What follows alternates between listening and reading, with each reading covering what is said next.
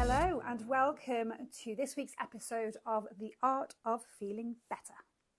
So how are you feeling this week? Have you stopped to activate the power of the pause? Had a little bit of a reset? Have you even thought about how you're feeling this week? Because if you don't know how it is that you're feeling, then how on earth do you start to feel better? It's an ongoing process, isn't it? And it's that process of becoming more self-aware and becoming more emotionally intelligent, which is my big passion. And of course, we can't do that without engaging in some of the scary shadow work. Now, you should know by now, if you've been following my story, my own journey, and my teachings, that shadow work is my special superpower. And although it sounds like it's something really scary and something to be avoided at all cost, the irony is it is actually the thing that we need to head into. We have to move towards it. And we have to look at our shadow selves. Grasp the beast head first. And it makes such a difference, and the impact ripples out into absolutely every area of your life. One of the biggest challenges for me is working with so many people. And obviously it's easy once you've been through your own journey, or you've been through part of your own journey, because it doesn't stop, guys, never stops. But when you have kind of experienced certain things and you have found profound difference and profound impact in your own life, and you can see in your family, in your friendship group, in your community, people struggling and suffering with whatever it is they're going through, and you just know what a massive, life-changing, just ridiculous difference doing some of this work would do. But at the same time, when you're in that space and you remember what it's like to be in that space, it's a Herculean task. It is a monumental task to even think about anything, to even get out of bed in the morning, to even consider shifting perspective or doing something different. So yeah, it's a really difficult challenge to try and create that sense of safety and create that ability to pause and assess, so that you can actually just get out of your own head for a second and look at maybe a slightly different direction to move in. And that's my challenge, really, because not only is engaging in shadow work something that people don't want to do because it sounds horrible, something that people don't want to do because when they realise that they actually have to look at themselves and be accountable and actually admit that maybe some of the stuff that's going on for them is actually their own doing. Nobody wants to do any of those things. So yeah, my purpose in life is to help people to do that. So it couldn't be any more of a challenging role, could it really? Well, I'm sure it could. There's plenty of challenging roles out there. But yeah, you see where I'm going with that. It can be quite tough. And one of the things I wanted to talk about today, and one of the most powerful ways to be able to do this kind of work, is through storytelling. And I have some absolutely incredible friends who are going to be joining me as guests who specialise in the art of storytelling. And yes, it's a real thing. People, again, language, same language as when we look at shadow work, and we instantly repel from that because it seems like something that's the stuff of nightmares. Storytelling, we think storytelling, a lot of the time the immediate image we have in our brains is kindergarten, nursery school, sitting on some cushions listening to the teacher tell us a story. Maybe we think of a specific story, maybe it's Goldilocks and the Three Bears, or Rapunzel, or something Disney, or Grimm's fairy tales. For me, that was the immediate image that cropped up when I hear the word storytelling. But then when you actually start to again, like everything, scratch below the surface, dig a bit deeper, you start to realise that there's immense power in our capacity as human beings to tell stories. And we have been gifted as a species, the only species gifted with language. The part of our brains that's developed, the prefrontal cortex, responsible for linguistics, language, logic, reasoning. Not all creatures have that.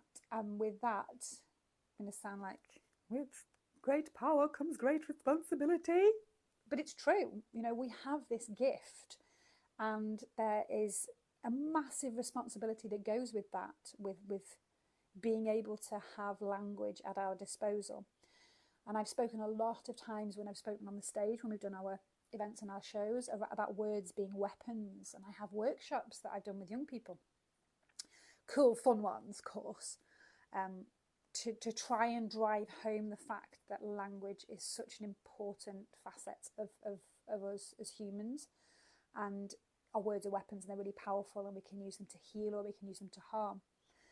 And if you look back in time, sort of generations gone by, our ancestors, storytelling is one thing that seems to run through everything, every culture, every country, every group of people.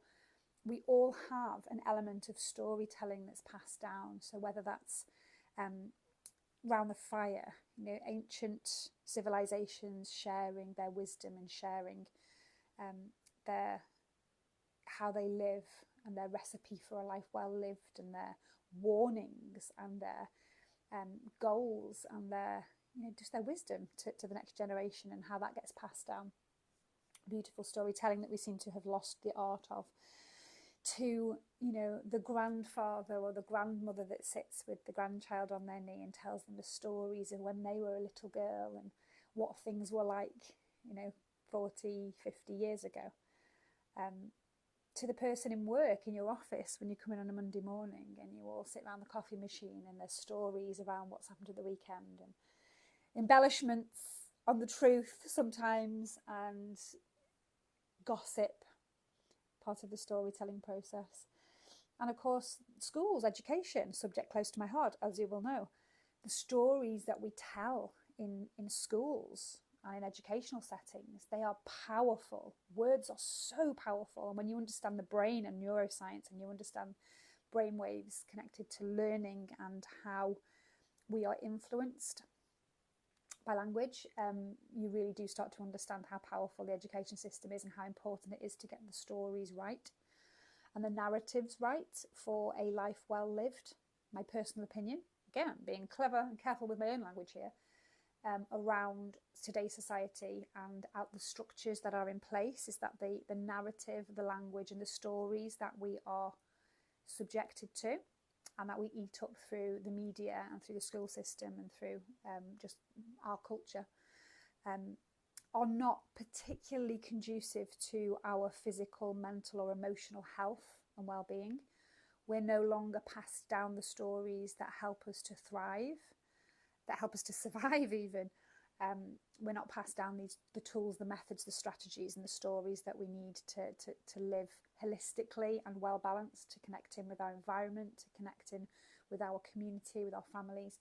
The stories and the narratives that we are subjected to on a daily basis now are around separation, division, conflict. They're around being better, doing more, striving for excellence, achieving, attaining, never quite hitting the mark, never quite feeling good enough, judging others and being judged, because it perpetuates and it keeps us in this space of never quite feeling good enough, never quite feeling safe or comfortable in our own bodies, and always needing something else, whether that's needing a distraction, whether that's needing something to help us suppress the uncomfortable sensations, because it's great business. That where there is a challenge or a problem caused, there is an excellent opportunity to sell a solution. Just rewind that and play it back if you didn't catch it the first time.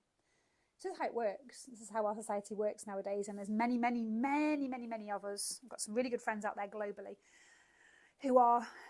who call bullshit out at 50 paces and understand and have understood for a long time and kind of really challenge that way of thinking and that way of doing things. And unfortunately, years ago, these people didn't end well, shall we say.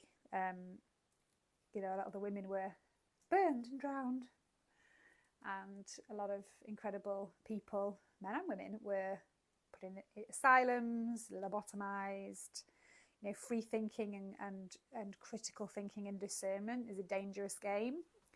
So, but things are changing now, aren't they? Things are changing, and we're moving into spaces where everybody's starting to have these conversations, and everyone's starting to kind of test the water a little bit and starting to create content and share stories, and whether it resonates, whether it hits, whether people want to hear those stories is completely personal choice.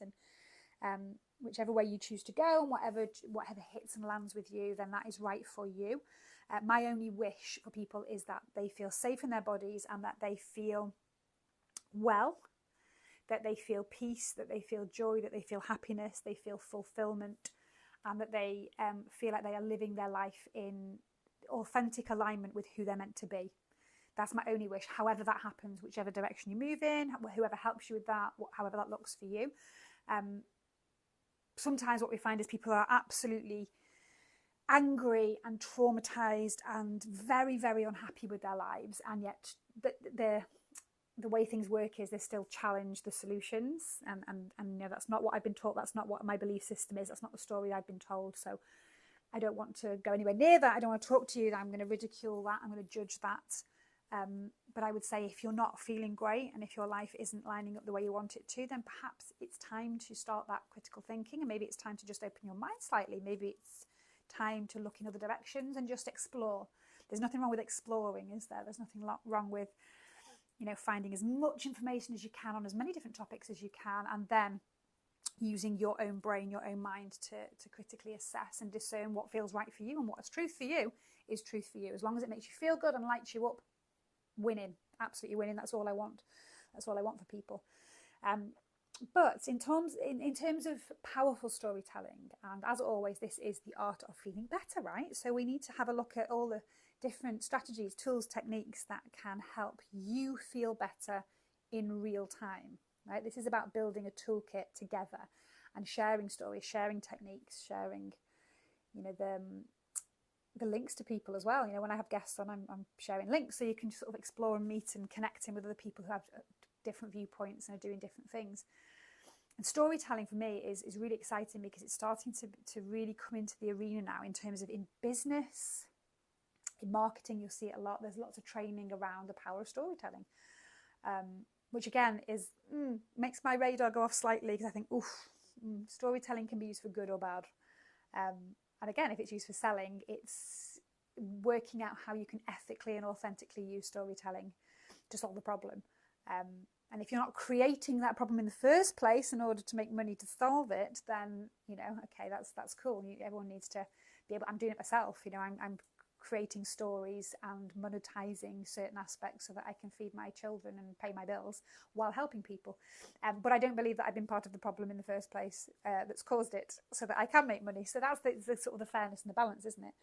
But marketing massively is used. It's the power of storytelling. And how it works is, again, go back to brain science. We're looking at connecting language and emotion. So it's drawing out an emotional response through the power of words. So you'll know that when you see, for example, you might watch a movie and it really gets you. You're not in that space, but you absolutely have this flood of emotion and this neurotransmitters, this brain chemistry that affects how you feel in your body, and you might cry, or, you know, it's powerful stuff. So it creates this chemistry, this flood of chemicals. So again, everyone's favourite party guest, dopamine. Dopamine rushes, right? Everyone wants more dopamine.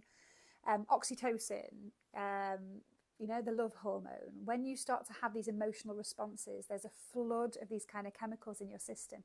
And just that very act of emotionally connecting with a story helps to build social connections, helps to build empathy, helps to build compassion, helps to build understanding so that we can gain clarity and look at different viewpoints. You know, however we choose to tell a story, it's that neural mirroring, it's called, so that you have your brain lights up as if you're actually there. So if you're retelling a story, you can feel those physical sensations in your body as if you're actually experiencing it. And if you're hearing a powerful story from somebody else, you will get that brain chemistry. You will feel it in your body, that sense of empathy. It's neural mirroring. Studies have been done to show how the brain lights up. You're not in that space at all. There's actually there's some little tricks and tools that I do in workshops actually to kind of bring the point home that you can, just by the power of words, somebody explaining something to you, you can actually have a physical response to something. It's called the lemon convincer, where you go through a specific set of language describing a lemon, and people actually have a physical response. You know, saliva, the glands start to produce saliva, and you can see people actually doing this with their face when you actually talk them through the process of cutting open a lemon. And you might even be finding it now. I'm talking about lemons, but there's no lemon in the room. You're not actually in the presence of a lemon, but your brain understands what lemon is, and it understands what that means, and the power of language activates a response in your body that connects in with your memory of lemon. So it kind of just shows the neurobiology behind that. And if you take that a step further and you think about how powerful it is with mental health and well-being in general, the power to be able to articulate and tell your story can never be underestimated. Now, many people struggle to find the language and struggle even if they have the language in their head to actually get it out. So there are so many ways. There's so many ways to storytelling. We're going to explore that over the coming weeks in episodes with some of my friends who specialise in storytelling. But you only have to, to think about it for a few minutes to understand, okay, the written word, creative storytelling, you can write and write and write and write, get these stories out of your brain and onto paper. It's really powerful. Poetry, you can start to detach slightly from the accuracy. Sometimes when you are accurately telling a story that's really emotive to you, it's still too much, but you can put it slightly, remove it into poetry, so it's slightly metaphoric. Same with songwriting, write a song, write a rap, and it kind of takes that story element and it brings it out of you, and it's a creative expression of that story. Again, metaphor is great, using metaphor, creating characters. I've worked with so many people in the past who have created characters. I worked with a few young people actually a few years ago before lockdown in different schools in Wales. So these people didn't know each other and they had a similar approach. And I was working with them because they were struggling in the traditional classroom setting. Like, who doesn't? But it's another story. But these kids were really, really having a tough time, and they were obviously, as you can imagine, and as we already know, deeply traumatized, and the teacher just didn't have that kind of training and awareness in trauma and in ACEs, adverse childhood experiences. And so straight away you can kind of, if you know what you're doing and if you know your stuff, you understand what's going on for these young people, and that behavior is simply communication. Again, it's storytelling, it's communicating something, an unmet need or something that's happened, not being able to have another way to express that. So I'm going to just flip a chair through a window, or I'm going to be really aggressive, or I'm going to go completely into shutdown and not even respond to anyone. And if you know what you're looking for, it's communication. So it's communicating an unmet need, and the great way of being able to help people move through that is some way of storytelling. But you have to find, or you have to create the safety and the space to support that person to find their storytelling way. Does that make sense? You can't say, as you normally would if you're instructing somebody, right? Everybody's going to write a 2-page essay on their deepest personal emotional experiences. On pick your worst trauma, and I want you to write a 1,000-word essay describing it all in detail. That might work for some people. That might work really well, but you can't have that prescriptive approach that's like, everyone do that. It has to be helping somebody find their way to storytell. And quite often I come across people who believe that, like I said at the beginning, the connotations with that storytelling and anything creative is silly, it's childish. They're taught to move away from that.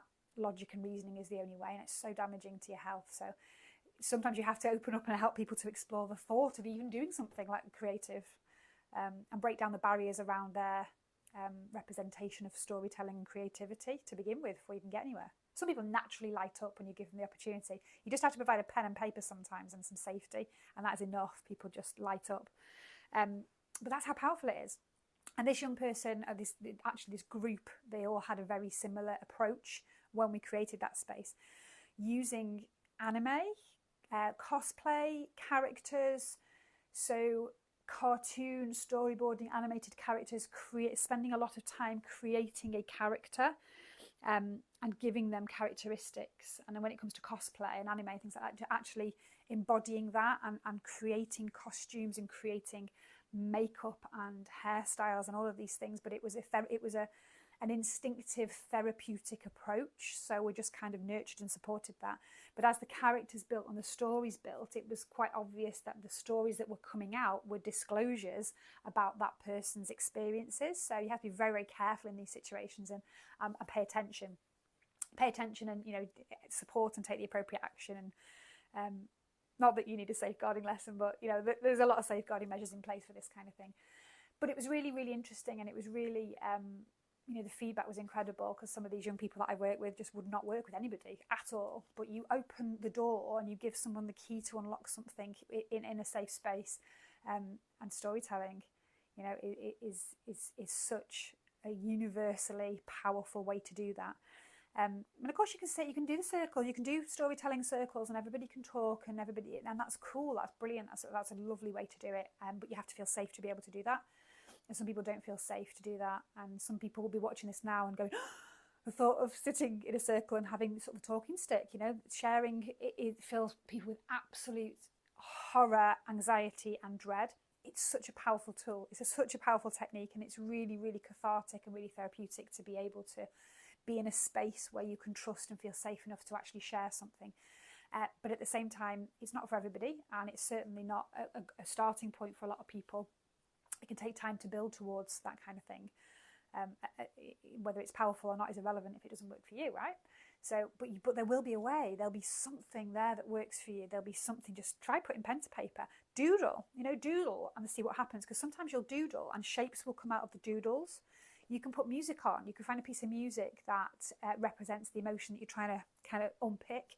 It might be that you just need to feel sad for a bit. Sadness is cool. Sadness is fine. If you need to feel sad, feel sad. We have to stop repressing these things that don't quite feel comfortable in the body. They don't feel comfortable because they've not been dealt with yet. They're just waiting. So why not move into it and feel an emotion? And what does that mean to me? What does it do? Okay, yeah. And then it moves. Trust me, it moves along. So maybe you need to feel angry or frustrated, or maybe joy, happiness, maybe it's peace. Find maybe a piece of music that connects with one of those emotions. Play it, give yourself, 3 minutes? The time it takes for the track to run. Unless it's like an epic Freebird style or Bohemian Rhapsody, you need a good 10 minutes then.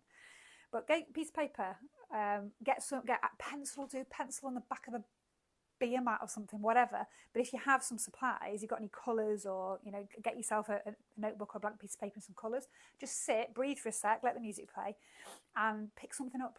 Don't think about it. That's the power. Don't think about it. Just pick something up, pick a colour up, just do something. Make some marks. There's no judgment, there's no assessment, there's no exam. Make some marks, and then something will come up. And that is a powerful way of storytelling without having to use words, because you will have something on paper that will explain and express what it is you're going through. And I've done that so many times with people over the years, and then they're able to articulate a little bit better when they look back and they go, oh, I did that because that reminded me of that. And you start to tell your story in a different way, but you need sometimes something to start the process. Different kinds of poems. There's loads of brilliant templates for different kinds of poems that will help you, like acrostic poems, when you write down a word and you use the first letter of each of the letter that makes up that word to start the first line of each part of your poem. So there's some brilliant ones that we've done over the years with Mojo. There's lots of different ways that you can storytell. It's such a great thing to explore. It really is. And just think about all of the brain chemistry. It's what we want. We want to be able to lean into and experience some of the emotions that are trapped and maybe that you've been trying to hide and repress for so long. Just safely express some of that so that it can move through. Emotion, energy in motion. Move it on through. And we want to experience some good stuff. We want to bring back the memories of things that were great and joyous and peaceful, and we want that brain chemistry, right? So we need to balance the two, process and feel some feelings that are waiting to be felt, but then lean into the stuff that feels good as well. It's balancing, juggling, learning to surf, my friends. And storytelling is a massively helpful tool.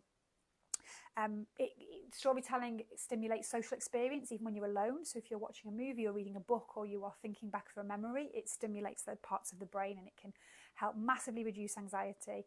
It can help build those social bonds and social connections, even if you're not in the room with people at the same time. Builds bonds, builds trust, builds empathy, builds compassion. This is powerful stuff, Why are we guided away from this stuff is my question. Why are we not embracing this from a very early age with open arms like we used to? Why is storytelling not the most powerful tool that we have to hand down from generation to generation? Why are we taught to, look away from that, that's a bit silly, and we don't do that. We should really be taught this from a very early age, just how powerful. And now we've got the brain science to be able to explain why, which is cool.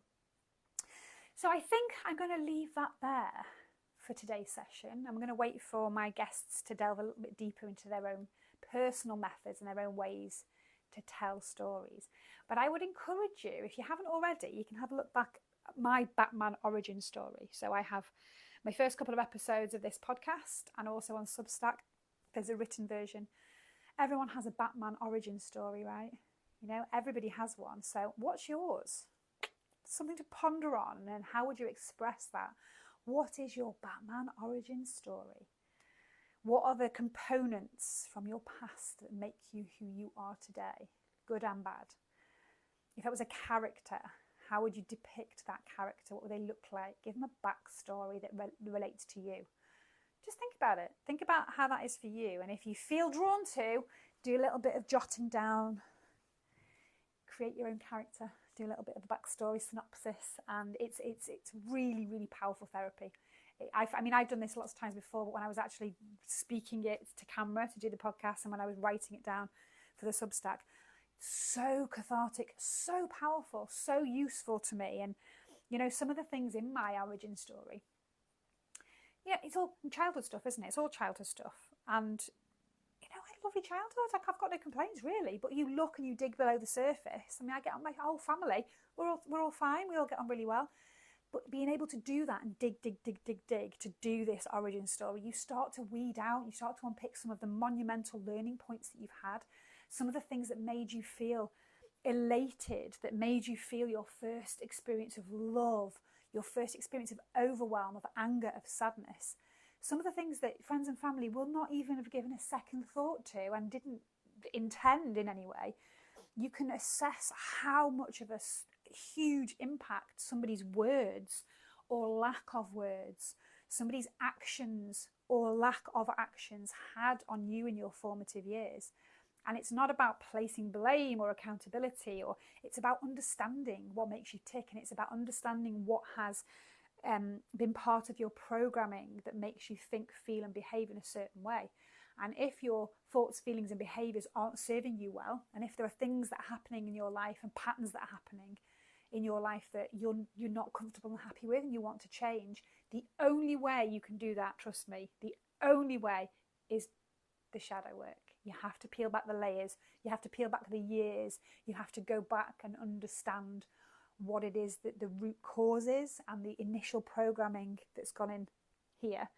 And you just have to uninstall some shit. You have to swipe up, uninstall some apps, the ones that aren't working. You think, oh yeah, that person, I locked that in for absolutely no reason. That person said something once and it became a core belief and I don't actually need it because it's not relevant.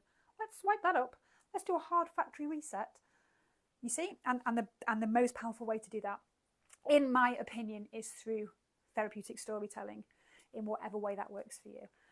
So Batman origin story, for me, that was the win. It helped me to process that stuff and really think about it. So go feel some feelings, go write some stories, see what comes up for you. And I'll be back in the next episode with a super special guest to take it one step further. Bye for now.